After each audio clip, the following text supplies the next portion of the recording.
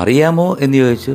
ഞാൻ പറഞ്ഞു എനിക്ക് അറിഞ്ഞൂടാന്ന് പറഞ്ഞു. അതിന് എന്നെ ഈ സോഷ്യൽ മീഡിയ മുഴുവൻ എടുത്തിട്ട് സത്യത്തിൽ വേടനെ അറിയാതെയായിരുന്നോ അന്ന് പറഞ്ഞത്, അതോ ഒരു തെറ്റിദ്ധാരണയാണോ? എൻ്റെ അടുത്ത് ചോദിച്ച ചോദ്യം എന്താണ്, വേടനെ അറിയാമോ? ഞാൻ പറഞ്ഞു വേടനെ അറിഞ്ഞൂടാ. അത് തെറ്റാണോ? എനിക്ക് അദ്ദേഹത്തിനെ അറിഞ്ഞൂടായിരുന്നു. ഇപ്പോഴും നേരിട്ട് പരിചയമില്ല. എനിക്ക് എൻ്റെ ഒരു സ്വന്തം അനിയനെ പോലെയാണ്. എനിക്ക് ഒരു വിരോധവുമില്ല.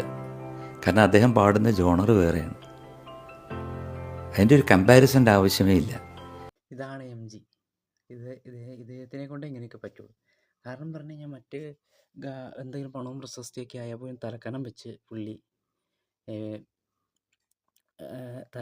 മറ്റു ഗായകരൊക്കെ പറയുന്നല്ലോ. ഇപ്പോൾ വ്യത്യസ്തനായ യേശുദാസായ പോലും ജയചന്ദ്രൻ അവരെ താഴ്ത്തി കെട്ടി പറയില്ല. അവരുടെയൊക്കെ ഒരു സ്വഭാവം വെച്ച് നോക്കുകയാണെങ്കിൽ പുള്ളി എത്രയോ ബെറ്ററാണ്. എന്ന് കഴിഞ്ഞാൽ ഇപ്പോൾ സന്തോഷ് പണ്ഡിറ്റ് ആ കാലഘട്ടത്തിൽ ഒരുപാട് ട്രോൾ ചെയ്തതാണ്. പക്ഷെ പുള്ളി സന്തോഷ് പണ്ഡിറ്റിൻ്റെ സിനിമകളിൽ 2 പാട്ടും കണ്ട് പാടിയിട്ടുണ്ട്. അങ്ങനെ വലിപ്പച്ചെറുപ്പം നോക്കാതെ പുള്ളി പോയി പാടും. അതുപോലെ തന്നെ ഗാനമേളകളിലായിക്കോട്ടെ പ്രേക്ഷകർ ആവശ്യപ്പെടുന്ന പ്രകാരമായിട്ട് അദ്ദേഹം പാടുന്നത്. അതായത് വെറുതെ ചിത്രവധം ചെയ്തതാണ്. വേടനെ അറിയാമെന്ന് വെച്ചാൽ അന്ന് വേടനെ പുള്ളിക്ക് ഓൾറെഡി അറിയാം. അങ്ങനെ വലിയ പരിചയമൊന്നുമില്ല. പരിചയമുണ്ടോ എന്നാണ് അർത്ഥത്തിലാണ് അവർ ചോദിച്ചത്.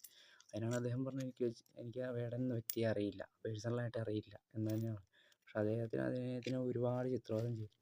അതിലും ഏതൊരു ചെറിയ ചെറുക്കൻ വന്നിട്ട് അടി പൂക്കുറ്റി എന്ന് പറഞ്ഞ് കുറേ കമൻറ്റ്, അവനെ അന്ന് കൊന്നുപോലെ വിളിച്ചു. എം ജി എന്തൊക്കെ പറഞ്ഞാലും എം ജി എന്ന് പറഞ്ഞു കഴിഞ്ഞാൽ ഒരു വ്യത്യസ്തൻ തന്നെയാണ്.